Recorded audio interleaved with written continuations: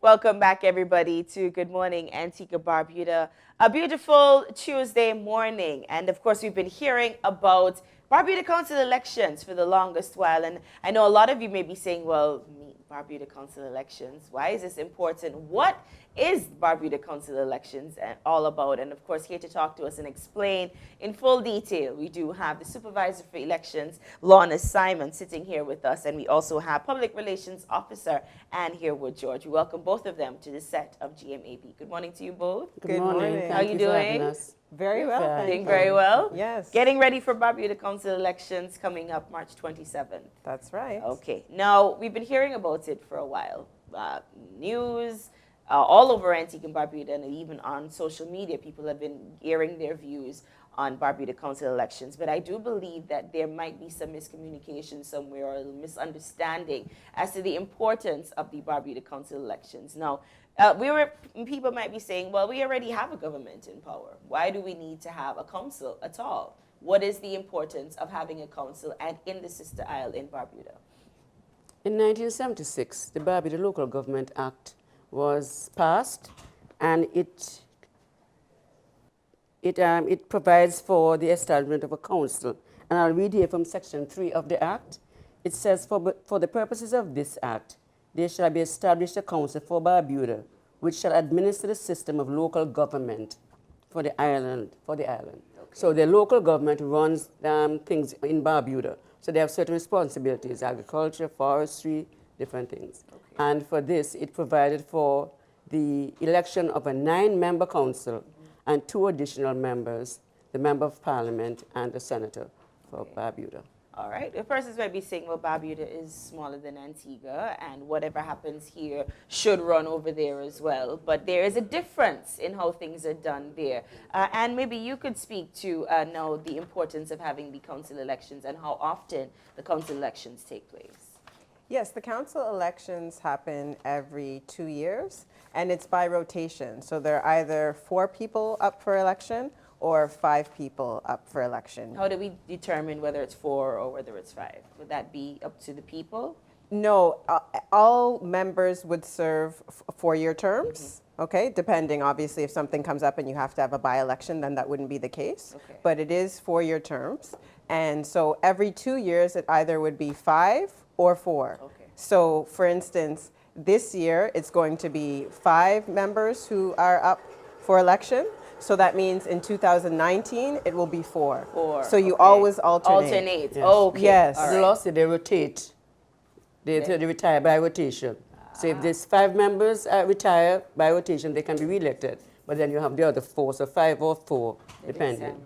Okay. And now you mentioned a by-election. Yes. By-election. Can you explain what that term means for us? Well, a by-election happens under particular circumstances. So the Barbuda Local Government Act, which governs the Barbuda Council elections, what it says is that there are certain instances that give cause for a by-election.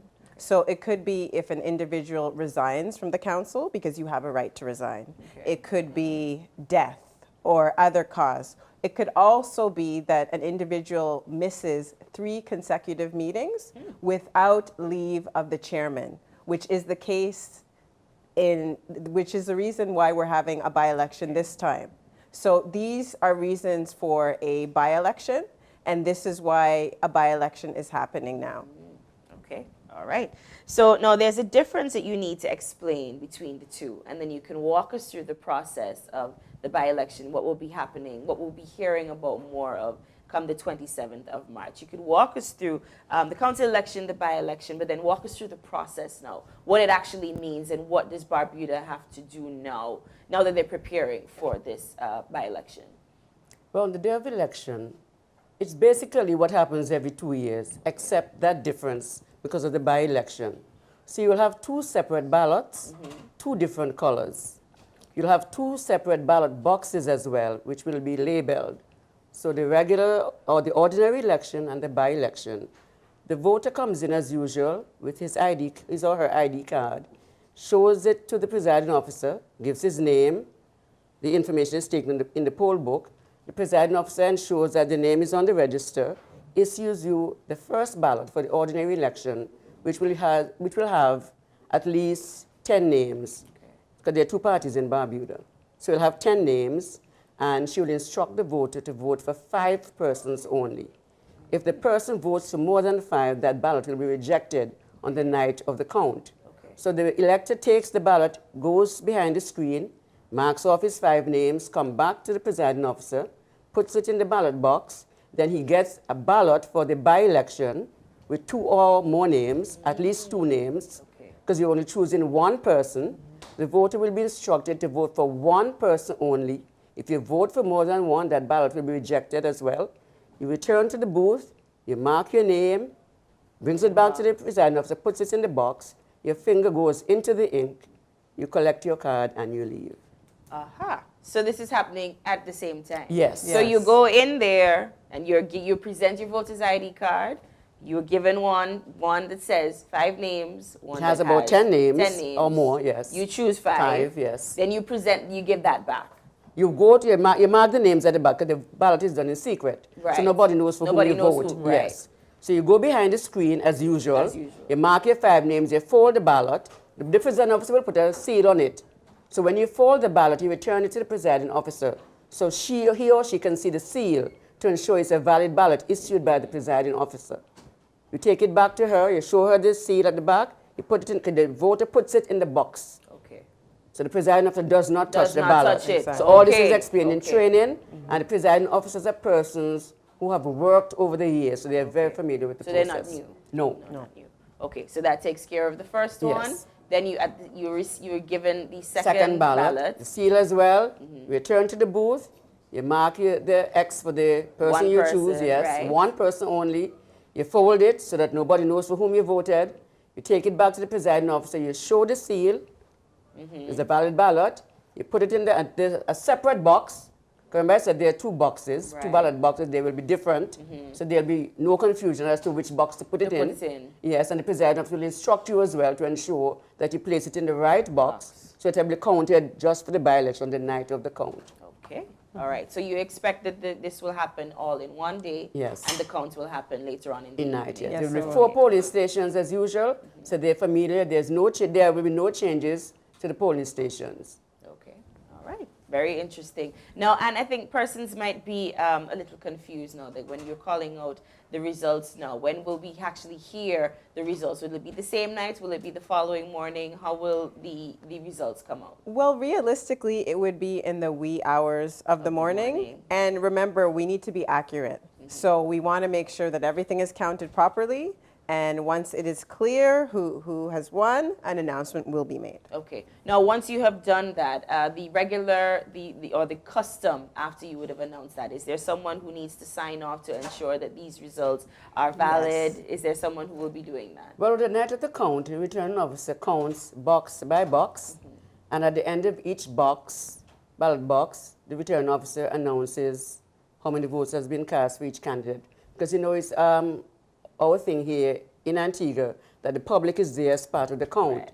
So, and they also keep in tally. Okay. So you count each box, and at the end of the count, the votes are verified because each candidate has an agent, or each party will have an agent there to ensure that the count tallies with what the official tally clerk, the council, we will have our own tally clerks, Okay.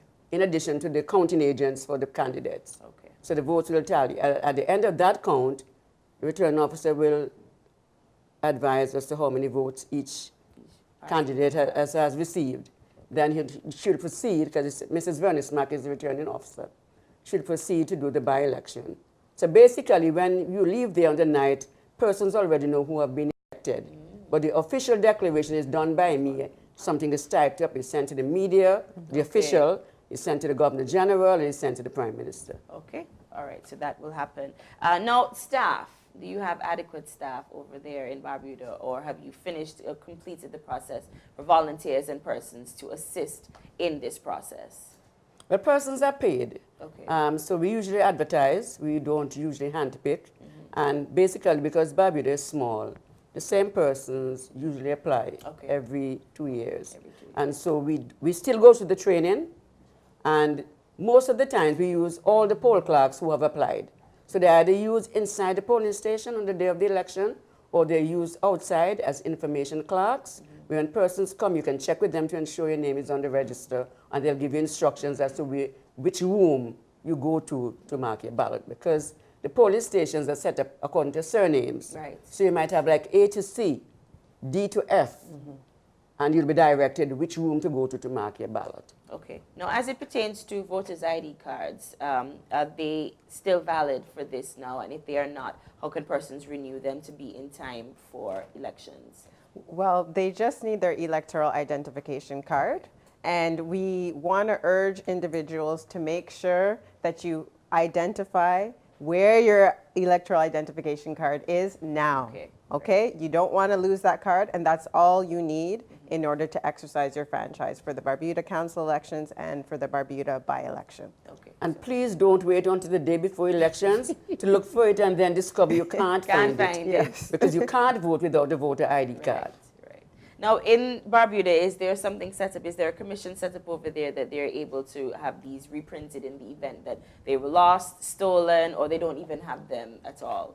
Is there something over there, or should it be done here?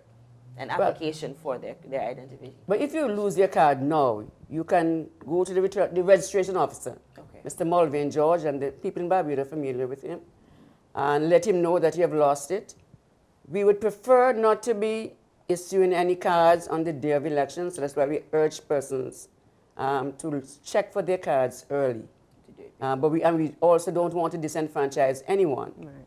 So the important thing is to check, get it, find it, and hold it safely until the day of election. Safeguard it. Okay. And is there anything that you would like the public to know in regards to the by-election and the council elections coming up?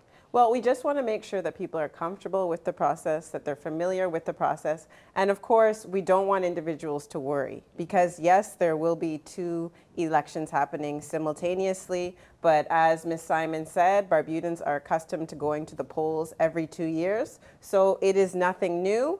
And we have made it easy by making sure that you vote once and then you vote again. Because this is unprecedented, it's our first time doing it, so we want to make sure we do things right. So we just want to continue to educate the public. If people have any concerns or questions, they can always call us at 562-4191. They can visit our Facebook page at Antigua and Barbuda Electoral Commission. And I just want to add that in the next few weeks as well, we will be launching our official website. This is something that we're very excited about. It's going to have information about the structure of the commission, the Supervisor of Elections, the registration process, the voting process, and various public initiatives that we do in order to educate people about the electoral process. So we will be keeping you posted about that as well. Okay. So that website, do you have a date for the launch of the website? I don't have a date as yet, but it will be soon. Soon. Okay. Before the end of March? Before the end of March there? Well, the council elections and the by-elections are still at March the end of the 27th, month, so yes. we need to get that out of the way. Okay. Yes. Okay. And just a point of clarification, persons get confused as to whether the commission has oversight of the elections in Barbuda, but that is not so. It's the Supervisor of Elections, because the Barbuda Act came into being before the establishment of the commission. Okay. So that is the reason why the Supervisor of Elections is the only person responsible for the Barbuda elections. Yes, when it comes to the general elections, that's what the commission has oversight for.